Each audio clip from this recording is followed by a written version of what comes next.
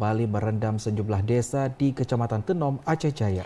Ya, banjir kali ini membuat warga panik dan mengharuskan mengungsi lantaran air dengan cepat naik dan merendam pemukiman warga. Bantu para warga yang menjadi korban banjir di Desa Rambung Payong, personel Polri dan para warga setempat melakukan pemantauan banjir sejak maghrib kemarin dan hingga tengah malam masih dilakukan. Banjir yang menerjang desa tersebut selain merendam pemukiman warga, lahan pertanian, perkebunan, juga akses warga kembali terendam dan putus lantaran debit banjir kali ini lebih tinggi dari sebelumnya. Untuk mengevakuasi warga yang terjebak banjir, tim gabungan melakukan evakuasi dari rumah ke tempat yang lebih aman dengan menggunakan perahu karet. Evakuasi tersebut dilakukan oleh pihak petugas untuk menghindari hal-hal yang tidak diinginkan, mengingat banjir yang kedua ini diprediksi lebih besar daripada yang sebelumnya.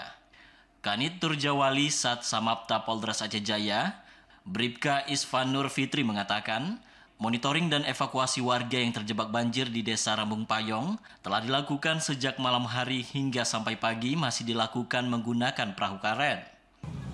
Kita melaksanakan pemantauan setelah hadir ke TKP, kita melaksanakan pemantauan dan koordinasi dengan kepala desa berapa kakak yang kira-kira yang harus dievakuasi. Setelah kita koordinasi, kita berkoordinasi lagi dengan pemilik rumah yang mau kita evakuasi. Setelah kita koordinasi, jam 3 tepat semalam kita evakuasi lansia dan ibu-ibu. Sementara itu, masyarakat setempat berharap pemerintah untuk segera mencari solusi supaya aktivitas warga kembali berjalan dengan lancar. Dari Aceh Jaya, Musliadi, TVRI melaporkan.